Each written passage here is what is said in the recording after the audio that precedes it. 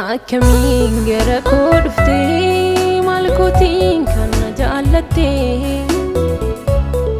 mucaa koo jettee na qabdee kan ofii kee na godhattee jaalala isa kan kee yaadee waan ittiin si ibsuun na ba'a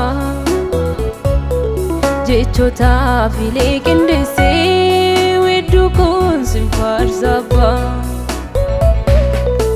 akkamiin gara koo dhuftee maal gootiin kana jaallattee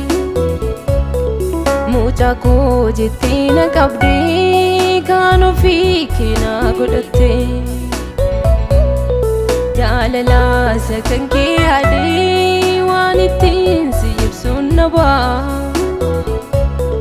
jechoota filee qindeessee wedduu kun sin faarsaa ba'a ganamaan utuutiin dhufnee bariin koo dukkaana ture bitaa mirga koos ilaalee yommuu ta'an abdii koo muree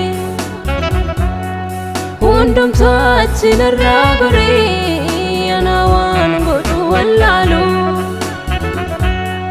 gooftaa koo sinna birmatee utuu na abdii koo waalu Yesuus ati gaariidha Yesuus ati gaariidha Yesuus ati gaariidha harki na baateessidha Yesuus ati gaariidha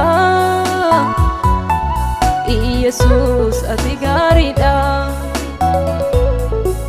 Yesuus ati gaariidha